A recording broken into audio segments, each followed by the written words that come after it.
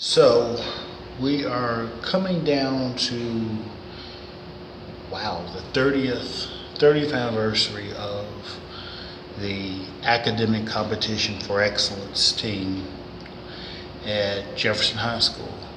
And so I'm recording this video to talk about my experience on the very first academic team, first person of color, and this was the first, and that year we were the winners of the Eastern Panhandle competition. So, how did it start? I can't remember the details of how the team came in place. I remember we had a coach. Her name was Suzanne Ritter, and she was from Percival. I think it was Loudoun County High School. And we had, let's see, Delegate Stephen Skinner, the next state senator from the 16th district of Eastern Panhandle. He was one of the teammates. Peter Corn, Lisa Props, Scott Daniel. I can't remember who else was on our team, but we had a 7-1 record that year, and each of us had our own specialties of you know, the area that we were experts on. What I remember about Delegate Skinner on the academic team, he was the go-to person as far as any of the English or literature questions.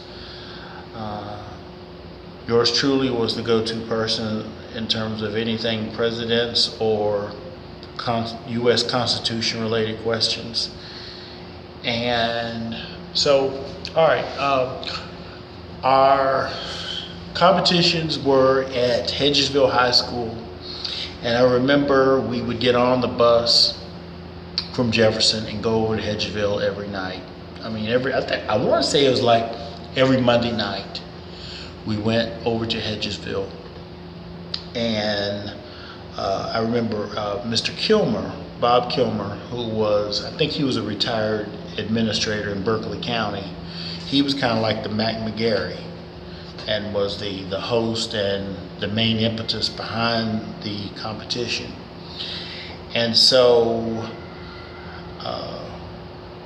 we competed against Martinsburg, Hedgesville, Musselman, and Berkeley Springs. And what I remember about competing, I want to say that of the 5 high schools, not only was I the only person of color from Jefferson on the academic team, I think I was the only minority on any academic team that very first year. That was the first year that they had this particular competition. So, did I find anything unusual out of the ordinary for it? No, I didn't. But one of the things that I think that I benefited tremendously, that was emphasized a lot in West Virginia, that really wasn't in Kentucky, was current events, and that helped me out a lot on the academic team. And so I remember we lost one competition, and it was to Hedgesville, and I seem to remember that we were really cocky that night, and we got overconfident, and they beat us by like 30. It was a close one, but they squeaked past us. There were I think there were 5 different rounds of every competition, and it's very much like the academic team competitions that you see on TV, such like in the DC area. Here in Atlanta, we have what's called High Q. Same concept. So I did get we all got letters, so I lettered in academics. It's really funny thinking about that, but yes, it was like a Gothic J, and I put that on like a white sweater, and I was really kind of proud of it, So yeah, I'll be good. Take care. But that's the main thing that I remember most about the academic team. Spirit of Jefferson covered all of our activities from every competition, and I liked how they reported all the scores, especially the scores in every round. And I came across one of those articles not too long ago online, in one of the online archives, and I just thought it was remarkable. Probably the highlight of being on an academic team was Hedgeville High School. Their school newspaper was called the Eagle Flyer, and so Scott Daniel and I had distinguished ourselves that we were like the powerhouses of not just our team, but really of most other teams. I think myself, along with Stephen Skinner and Scott. So the Eagle Flyer, they actually called us by name in their newspaper. They called us the Dynamic Duo, and I never forgot that. I thought that was pretty neat.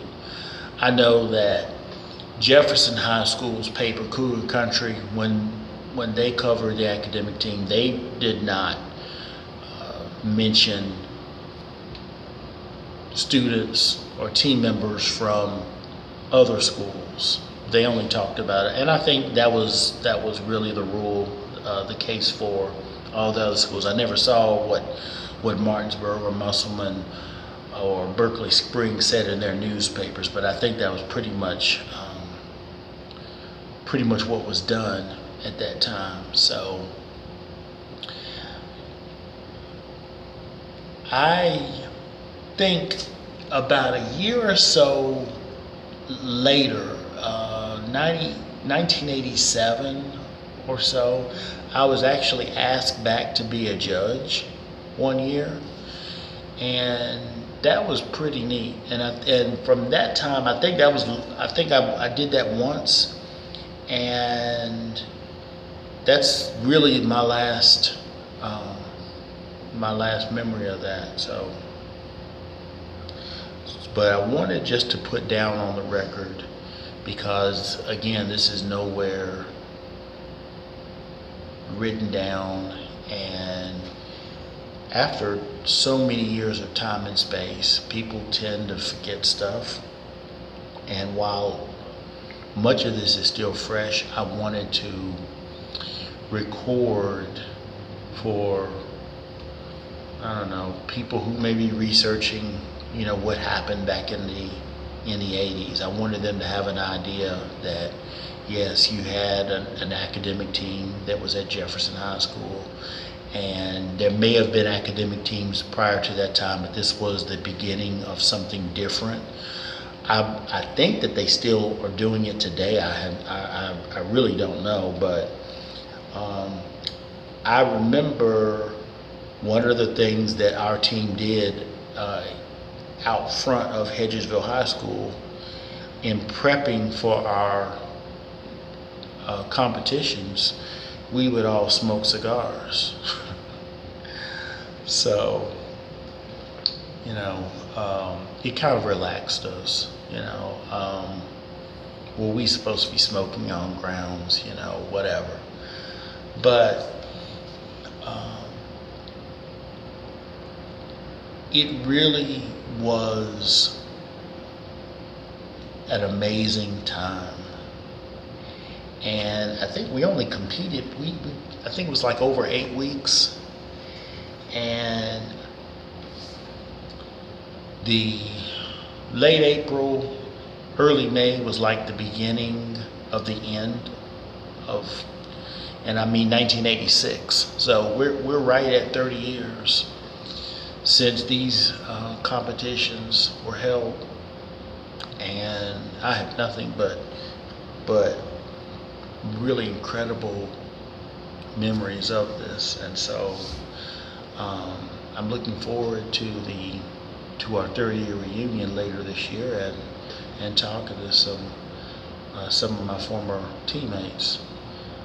But the other reason that I want to record this is that I know that there is a lot of effort in the Charlestown area as far as recording things, accomplishments of people, especially minorities, in terms of outstanding achievements.